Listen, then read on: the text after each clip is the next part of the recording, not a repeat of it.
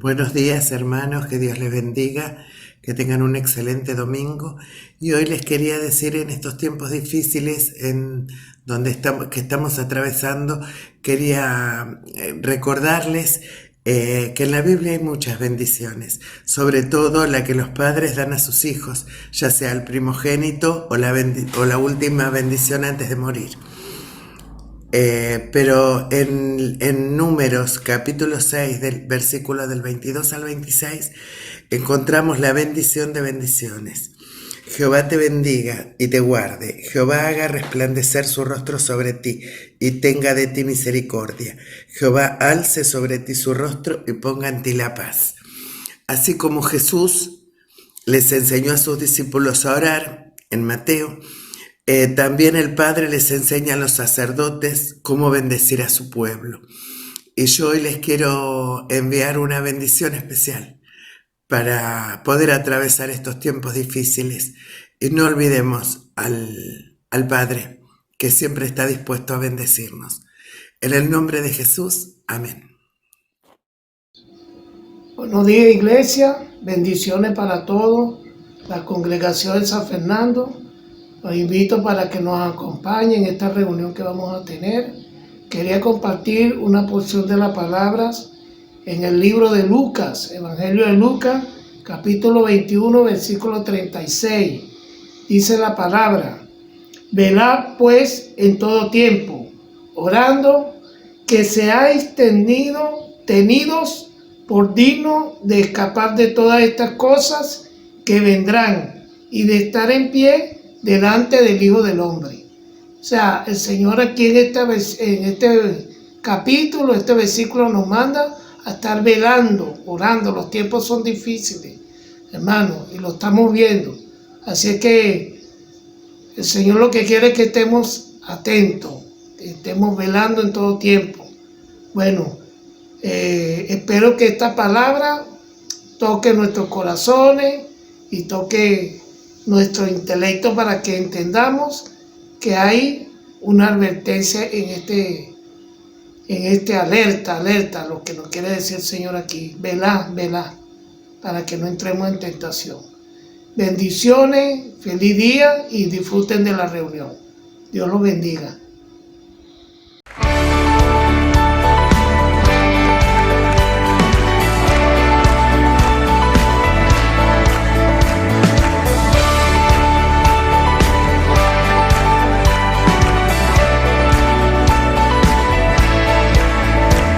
Cadenas de la muerte me quitó, para mí ya no hay condenación, hay libertad,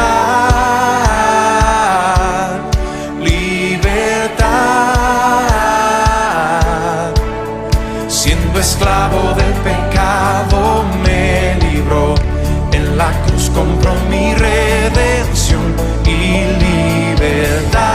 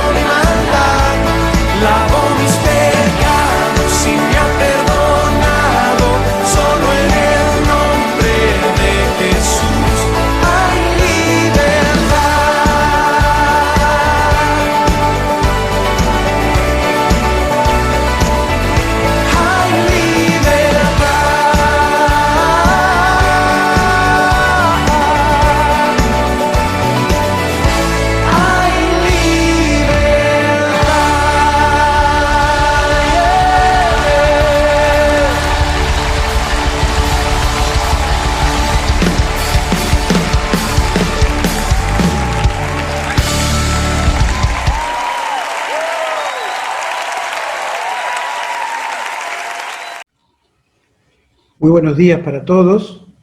Vamos a leer al profeta Miqueas, capítulo 6. Miqueas, capítulo 6,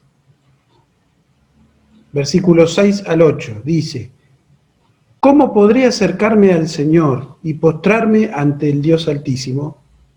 ¿Podré presentarme con holocaustos o con becerros de un año? ¿Se complacerá el Señor con miles de carneros o con 10.000 arroyos de aceite? ¿Ofreceré a mi primogénito por mi delito, al fruto de mis entrañas por mi pecado?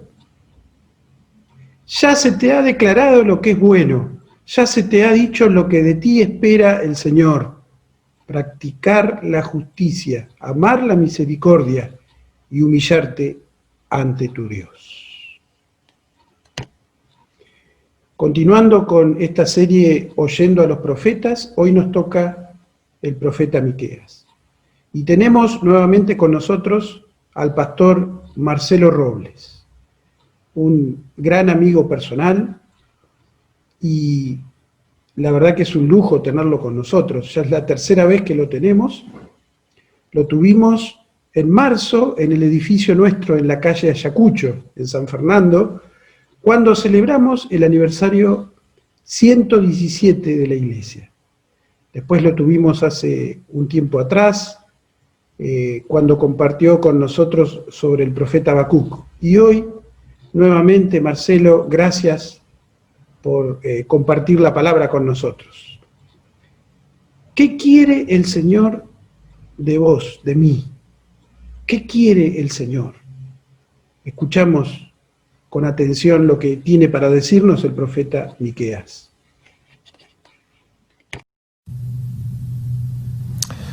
¿Qué tal? Buenos días. Queríamos en esta mañana invitarte a leer un texto del profeta Miqueas en el capítulo 6. Vamos a leer del versículo 6 al versículo 8. Dice así: ¿Con qué me presentaré ante el Señor y adoraré al Dios Altísimo? Me presentaré ante Él con holocaustos, con becerros de un año. ¿Se agradará el Señor de millares de carneros o de 10.000 arroyos de aceite? ¿Daré mi primogénito por mi rebelión, el fruto de mis entrañas por el pecado de mi alma? Oh hombre y mujer, Él te ha declarado lo que es bueno y lo que pide el Señor de vos. Solamente hacer justicia, amar misericordia y humillarte ante tu Dios. El profeta Miqueas es un profeta llamado de los profetas menores porque su libro es muy cortito. Él fue un contemporáneo del profeta Isaías. Todos sabemos, Isaías escribió, o su libro trata, por lo menos, es el libro más extenso, segundo libro más extenso de toda la Biblia. Miqueas es contemporáneo de Isaías y es como esta relación entre el profeta Ageo y el profeta Zacarías, que también predicaron al mismo tiempo. Uno grandilocuente, con una gran oratoria, y el otro sencillo, Ageo o Miqueas, sencillo, al grano, como decimos nosotros, al hueso. Este profeta que habló en tiempos de gran injusticia, de gran opresión. El capítulo 6 nos relata y nos da la imagen de una corte de justicia, donde allí Dios se presenta como acusador y como juez, donde hay un cargo o cargos hechos ante esa sociedad en la cual Miqueas vivía, una sociedad injusta, opresora, corrupta, empezando por sus líderes, y también existe allí entonces una sentencia, se los declara culpables y después una sentencia. Bueno, todo eso es el capítulo 6. Léelo después en tu casa, pero el punto álgido es estos versículos que hemos leído. Un poquito antes, Dios denuncia al pueblo, a la sociedad, de que se habían olvidado de él. Era como que estaban en un hastío, ¿no? Dios les recuerda su gracia, su amor, cuando Él los había salvado de Egipto, cuando Él los había llevado por el desierto y los había llevado a la tierra prometida. Relata con puntos y comas acciones que Él había tomado. El pueblo se había olvidado. Cuando nos olvidamos de Dios, cuando una sociedad se olvida de Dios, comienzan las injusticias, comienza la opresión, comienza la corrupción. Y esto es lo que ocurría en la sociedad de Miqueas. El pueblo se había olvidado de un Dios de amor, de un Dios de gracia, de un Dios que quería estar cercano, que estaba cercano. Ahora, la pregunta dice, ¿con qué me presentaré ante el Señor y adoraré al Dios Altísimo? Era la pregunta que se hacía Miqueas o que se hacía el pueblo después de la acusación. ¿Y cómo me voy a presentar delante de Dios, ¿no? Esta es la pregunta del millón. Es la pregunta que nos podemos hacer en este tiempo. ¿Qué es lo que Dios espera de nosotros?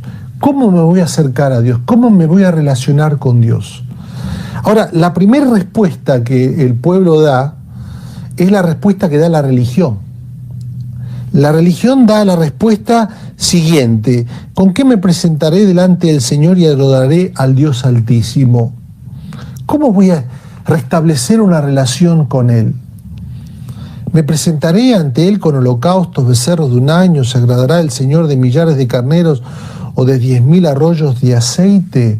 Está hablando de un sistema religioso que existía en la época, por el cual Dios mismo había establecido que para conectarse con Él tenía que haber un sacrificio. Todo esto prefiguraba a Jesús, a Cristo. Apuntaba a Cristo, dice la carta a los hebreos. Claro, pero ellos lo habían establecido como un ritual, ¿no? Entonces, casi como que se habían copiado de los rituales de las naciones paganas, donde estas naciones paganas también tenían dioses, entre comillas, dioses falsos, a los cuales adoraban, y que los conectaban se conectaban con ellos con rituales. Ahora, estos dioses eran los dioses de los poderosos. Eran los dioses que respondían a un montón de sacrificios, a un montón de esfuerzo, dice aquí, a millares de carneros, 10.000 arroyos de aceite. Es inimaginable, ¿no? Eran las religiones de los poderosos. Entonces, la idea que el pueblo tenía, esta nación corrupta, era que cuanto más hagas para Dios, cuanto más rituales tengas, cuanto más esfuerzos pongas ritualísticamente hablando, entonces Dios más te va a escuchar. ¿Y quiénes podían hacer esto? ¿Quiénes podían matar 10.000 carneros, derramar 10.000 arroyos de aceite, matar a los becerros más gordos? ¿Quiénes? Los poderosos, los que tenían medios, ¿no es cierto? O esta religión a la cual también el profeta denuncia, la forma equivocada de acercarnos a Dios, era destructivo de la familia. Dice, voy a presentar a mis primogénitos. Las religiones paganas y las ideologías modernas destruyen al prójimo, destruyen la imagen de Dios, destruyen la familia, destruyen el sentido de comunidad. Dice, voy a presentar a mi primogénito para acercarme a Dios, ¿no? Este era el concepto que tenía el pueblo, este pueblo corrupto, esta sociedad. ¿Cómo me voy a relacionar con Dios? Bueno, haciendo este tipo de cosas. Ahora, nada más alejado que este Dios tremendo que describe Miqueas. ¿Quién como este Dios? Esto significa el nombre de Miqueas. No hay Dios como este, es incomparable este Dios. Este Dios nivela para todos lados. Dice, Dios no quiere cosas de vos, Dios quiere tu vida. Dice el Salmo, sacrificio y ofrenda no te ha agradado, entonces he aquí vengo. Y esto sintetiza la expresión o el deseo de Dios expresado en Miqueas. Dice, no quiero tus cosas. Escuchá bien lo que te digo, ¿eh? En este tiempo, Dios no quiere tus cosas, no quiere tus sacrificios, tus conceptos de ritualidad. Dios quiere tu vida. ¿Y cómo se expresa tu vida? Lo que Dios pide es un estilo de vida. Fíjate cómo dice Dios, dice que Dios te ha declarado lo que es bueno. ¿Y qué pide el Señor de ti? Todo lo que Dios pide de vos es positivo. No hay nada de lo que menciona aquí que sea negativo. Es proactivo, es pro vida. Y lo sintetiza de una manera muy sencilla el profeta Miqueas. Habla en términos del gran mandamiento hacia el prójimo y del gran mandamiento hacia Dios. ¿Te acuerdas de esos dos mandamientos que sintetizan todo el deseo de Dios para nuestras vidas? ¿Qué significa la relación con Dios? Significa amarás a Dios con todas tus fuerzas, con todo tu corazón, toda tu mente, etc. Y a tu prójimo como a ti mismo. Y Miqueas lo sintetiza. ¿Qué es lo que Dios quiere de vos? Quiere tu vida en dos términos. Yo lo voy a sintetizar en una frase rápidamente.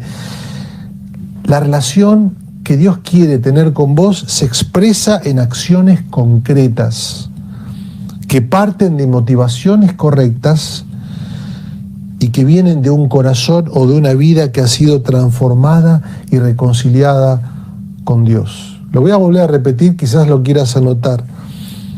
Esa relación que Dios quiere con vos se expresa en acciones concretas que parten de un corazón o de motivaciones correctas, y que surgen de un corazón o una vida que ha sido transformada o reconciliada con Dios. Y ahí está el punto: solamente hacer justicia, amar misericordia y humillarte ante tu Dios. En primer lugar, se expresa en acciones concretas. ¿Qué dice aquí? ¿Qué Dios espera de vos? Hacer justicia.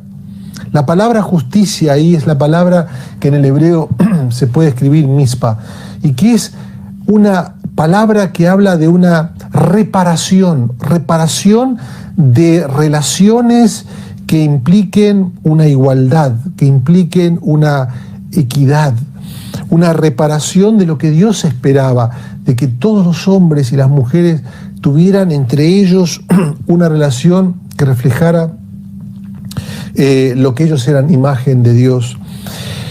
Acciones justas que reflejan el carácter de Dios. ¿Qué espera el Señor de vos? Acciones concretas que reflejen el carácter de Dios. Ahora, ¿cómo era esto sintetizado? Después lee Mateo capítulo 25 en la Biblia. Mateo capítulo 25 dice: al final de los tiempos Dios va a establecer va a poner un termómetro, el termómetro de la espiritualidad. El termómetro de la espiritualidad, ¿sabes cuál es? ¿Cómo has tratado a tu prójimo? ¿Cómo trataste a tu prójimo?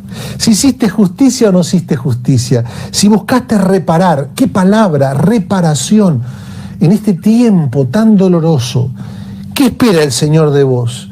Acciones concretas que busquen la reparación de lazos quebrados, de relaciones que han sido destruidas, de opresión, de sufrimientos. La palabra es reparación, y esto expresa el carácter de Dios.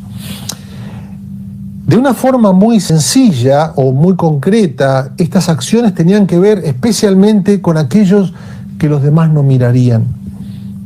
4 personas o 4 tipos de personas: la viuda, el huérfano, el pobre y el extranjero. ¿Qué quiere el Señor de vos? Que te expreses en acciones concretas que reflejen el carácter y la justicia de Dios hacia aquellos que han sido olvidados, aquellos que han sido corridos del plano evidente, ¿no es cierto?, de la fama, del éxito. Hoy en día diríamos también quizás los sin techo, los abuelos y las abuelas que han sido corridos, que están después de años de trabajar, están olvidados, luchando, las madres solteras en determinadas realidades. El Señor nos está esperando, nos está desafiando. ¿Cómo vas a expresar tu espiritualidad en este tiempo? Se expresa en hacer justicia, en acciones concretas que buscan reparar y que expresan el carácter de Dios. Yo pensaba en forma personal, desde nuestras vocaciones.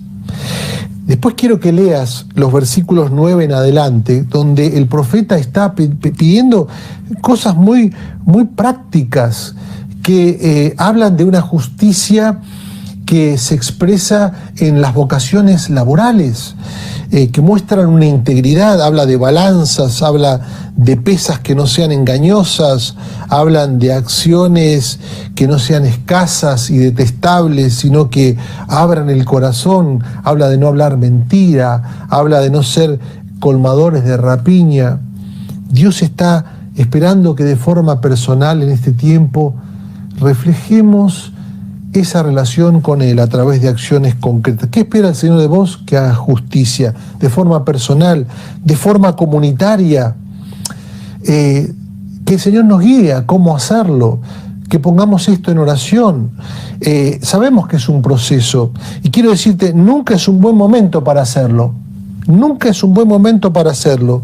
Siempre tendemos la excusa de la comodidad, ¿no? O de las circunstancias. No es el momento apropiado para mi vida. Pero ¿qué espera el Señor de vos en este tiempo, como en tiempos de Miquea, de gran opresión y sufrimiento?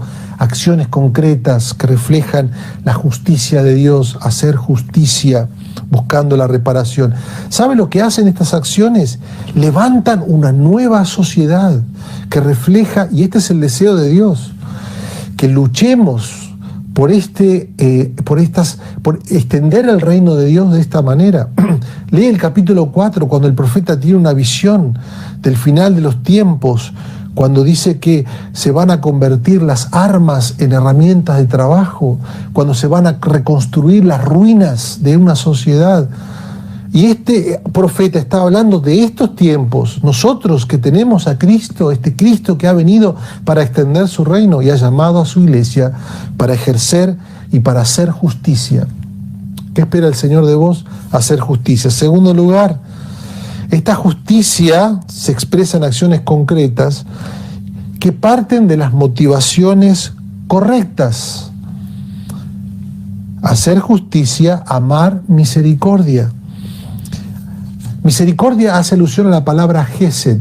Gesed es una palabra riquísima en el hebreo antiguo que refleja el amor comprometido, que es reflejo del amor de Dios hacia nosotros, que vamos a hablar en un momento. Nuestras acciones no son meros actos automáticos porque se transforman otra vez en un ritual, sino, dice, que parten de un corazón que ve al otro como vinculado con uno en una relación de vida profunda. Esto es amor. Hacer justicia, amar misericordia, hacer justicia desde una motivación profundamente arraigada en el amor al prójimo. Esto va más allá del sentido del deber. Sabemos que tenemos que hacerlo. Esta sociedad, cada vez más alejada de Dios, va perdiendo el sentido del deber hacia el prójimo. ¿Qué obligación tengo? ¿De dónde tengo que saber? No, por una cuestión instituida o socialmente acordada. No, Señor, ¿dónde está eso? Cuando nos alejamos de Dios, nos alejamos del concepto de justicia y de amor al prójimo. Pero qué maravilloso es aquí donde dice amar misericordia, es un reflejo de ver al otro como a mí mismo y de verme a mí mismo en el otro, de buscar que el otro sea dignificado y acercado. Acá hay un concepto que es la palabra pacto, y era la búsqueda de que el otro sea acercado a una relación donde yo estoy vinculado con el otro en un amor que es un pacto, en un amor que simboliza toda mi vida, es un amor comprometido. Y pienso que estas acciones concretas no solamente son acciones, sino también son palabras, son expresiones donde buscas involucrar a la otra persona de tal manera. Yo lo digo así en términos de evangelismo, hablar de ese amor profundo que ha transformado nuestras vidas, de lo que vamos a hablar en un momento más. Así que acciones concretas que parten de las motivaciones correctas. En este tiempo no podemos abrazar, pero a veces ese abrazo junto con esa acción o esa sonrisa o esas palabras de amor reflejan lo que hay en nuestro corazón, reflejan que algo diferente, que no es una mecánica, no es un programa, no es un plan. Y quisiera alentarte de qué forma no solamente vas a hacer cosas, sino expresar lo que tiene que haber en tu corazón, ese amor profundo. Acciones partidas de motivaciones correctas, que surgen de un corazón y una vida que ha sido reconciliada con Dios. Aquí partimos entonces en la segunda tabla de la ley, ¿no?, que en realidad era la primera, que es amar a Dios. No es posible amar al prójimo si no amamos a Dios. O no es posible amar al prójimo si no hemos sido alcanzados por el amor de Dios. Por eso el profeta termina aquí poniendo el fundamento de este hacer justicia y amar misericordia, que es humillarte ante tu Dios. No es posible cumplir con aquello si no hemos sido tocados por Dios. El problema de aquella sociedad era que se había alejado tanto de Dios que se terminó alejando del prójimo. Y Miqueas tiene que ser tan práctico para decirle: ¿querés saber cómo te alejaste de Dios? ¿Querés saber cuán alejado de Dios estás? No me digas que orás todo el tiempo, ni que haces esto o aquello, lo otro. Te quiero mostrar cuán alejado de Dios está. Mirá cómo tratás a tu prójimo, especialmente a los olvidados, a los que no te van a traer éxito porque le hagas algo, o a los que se van a acordar de vos. Esa es nuestra espiritualidad. Pero tiene que partir de un encuentro con Dios, humillarte ante tu Dios. Por eso, este humillarnos ante tu Dios es una invitación, y quiero terminar aquí en esta mañana. Es una invitación a reconocer que Dios nos ha creado. Humillarte ante tu Dios es reconocer que Dios te ha creado, y que este Dios que te ha creado te invita a entregar el control. Humillarte ante tu Dios simboliza también arrepentimiento. Arrepentimiento era lo que Dios quería en el mensaje de Miqueas de ese pueblo, que se arrepintiera. Arrepentimiento es reconocer que nos hemos alejado de Dios. Es reconocer que estamos alienados de Dios, de un Dios que es hermoso. Esto significa Dios santo. Es hermoso, que nos ha creado, que nos ama, y nos hemos alejado de Él, nos hemos alienado de Él. Y humíllate delante de este Dios era una invitación. Decía Lutero, la vida cristiana es una vida de continuo arrepentimiento. Es una invitación a la fe. Porque si Miqueas está diciendo, y Dios nos está diciendo, humíllate ante tu Dios, es porque Dios quiere que te humilles, porque Dios quiere que te reconcilies con Él. Es una invitación a poner tu confianza en Él. Es una invitación a poner tu fe en Él. ¿Sabes por qué? Porque Dios es un Dios perdonador. El libro de Miqueas termina en el versículo 7, el capítulo 7, versículo 20, pero un poquito antes, en el versículo 18, Miqueas desafía a todos los demás dioses, desafía a los dioses de todas las demás naciones, desafía a todas las demás religiones, y dice: ¿quién como este Dios? ¿Quién incomparable como este Dios? Miqueas simboliza quién es como Dios. Y él pregunta: ¿qué Dios como tú, que perdona la maldad y olvida el pecado del remanente de su heredad? No retuvo para siempre su enojo, porque se deleita en la misericordia. Este Dios, ¿quién como este Dios, que nos perdona de tal manera que derrama de nosotros su misericordia, transforma nuestras vidas? Por eso nos invita a la fe. Ahora, quiero que veas una cosa que es casi una ironía, ¿no? En el versículo 7 dice: daré mi prójimo por mi rebelión, decía el pueblo, ¿no? Como hacían las naciones paganas, daban sus hijos para los dioses, de esa forma lograr el agrado y la aprobación de los dioses. Y hoy, desde este lugar de la historia, sabemos que en el milagro del Evangelio, de la buena noticia de Jesús, Dios dio a su Hijo para reconciliarnos consigo mismo. Estos que estaban diciendo en forma, y que hoy parece una ironía, es el mensaje de la fe cristiana, que este Dios nos perdona a través de Jesús, que dio a su propio Hijo en sustitución por nuestros pecados. Sí, así como lo escuchás, este es el misterio de la fe cristiana, que va mucho más allá de una moralidad. El misterio que transforma: justificados pues por la fe. ¿En quién? En Cristo Jesús tenemos paz para con Dios. Así que Él nos invita a abrazar por la fe este perdón, humillarte ante tu Dios. Era el mensaje a toda esta sociedad en el tiempo de Miqueas y a esta sociedad. Humillarte ante tu Dios y vivir en resultado o como resultado en gratitud, en amor al prójimo. Recuerdo una vez, y termino con esto, un señor que se acercó a la iglesia, a la misión, hace muchos años. Vivía en una villa, y una noche yo estaba hablando de un mensaje similar, y se acercó en medio de la reunión y se sentó atrás de todo. Había estado en su casa, él era un hombre muy temido en su barrio, y estaba tirado allí y escuchó una voz que le dijo: ¿qué haces aquí? Un malandra total, un tipo que, bueno, algún día te cuento más la historia, pero está ahí en la cama, ¿qué haces aquí? Y se levantó y fue caminando unos cuantos kilómetros hasta la comunidad allí en la misión, y porque su hija chiquita venía a la escuela dominical los domingos, y cuando se sentó y estando allí atrás, empezó a escuchar acerca de un Dios que perdona, de un Dios que transforma nuestras vidas, y comenzó a llorar. Y al terminar, yo no sabía, no lo vi llorar, pero al terminar la reunión lo fui a saludar, me dijo: pastor, ¿qué tenés que hacer mañana? ¿Podés venir a mi casa?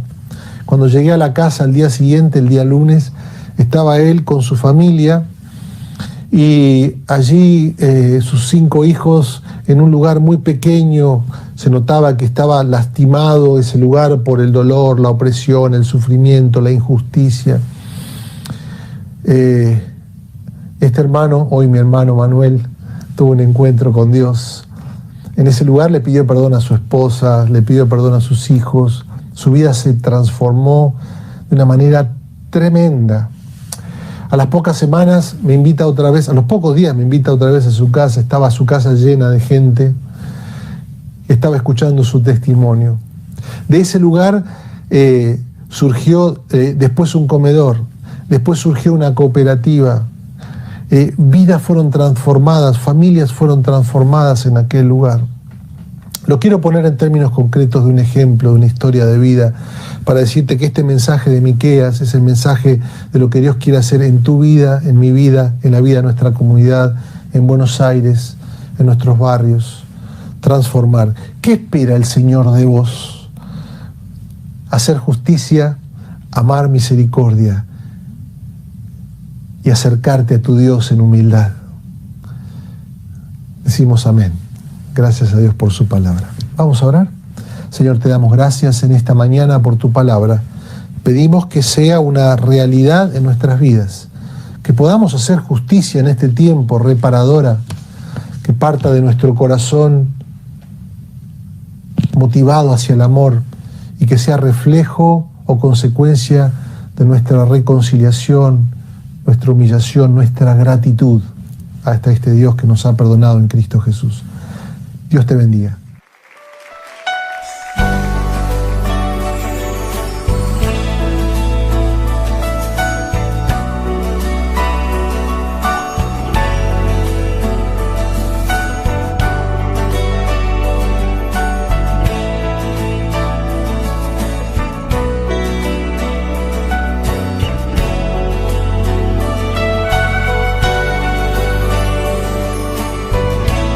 No hay nadie ni nada que pueda satisfacer nuestro corazón, sino tu presencia. Te adoro, Jesús.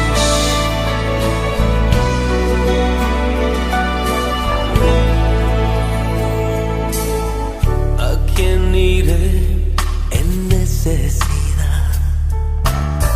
¿A quién iré en busca de paz?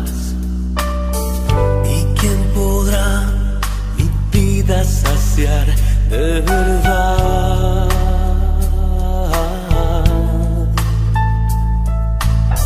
¿Quién más tendrá de mi compasión y entenderá mi corazón? ¿Quién cambiará mi eternidad sino tú, Jesús?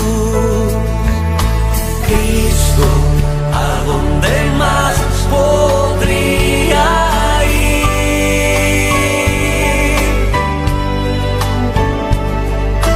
Cristo, ¿qué otro lugar puede existir?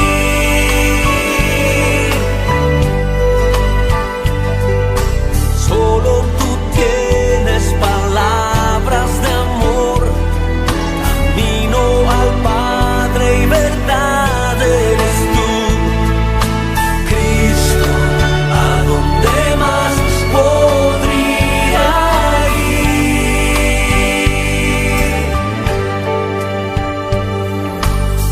¿A quién iré en necesidad? ¿A quién iré en busca de paz?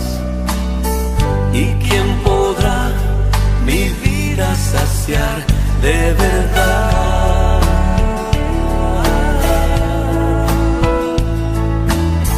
¿Quién más tendrá de mi compasión? ¿Quién entenderá mi corazón? ¿Quién cambiará mi eternidad sino tú, Jesús? Cristo, ¿a dónde más podría ir?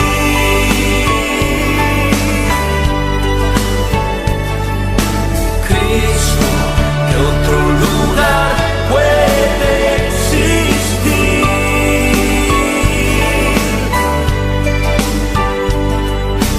Solo tú tienes palabras de amor, camino al Padre y verdad eres tú. Cristo, ¿a dónde más podría ir?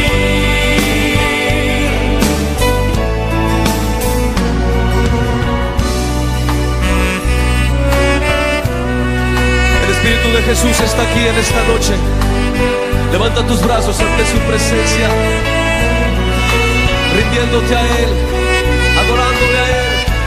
Oh Cristo, Cristo, ¿a dónde más podría ir?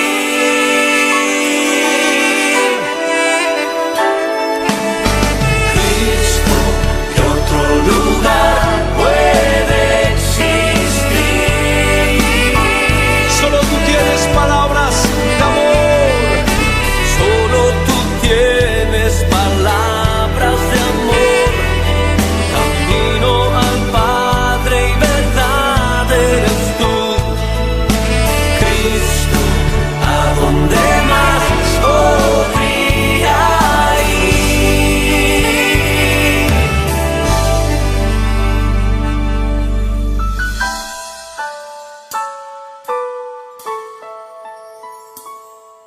Solo tus palabras son vida y son verdad.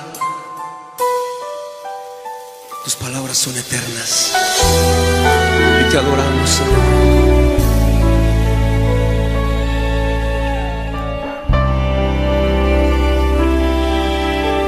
Levanta tus brazos, abre tu corazón.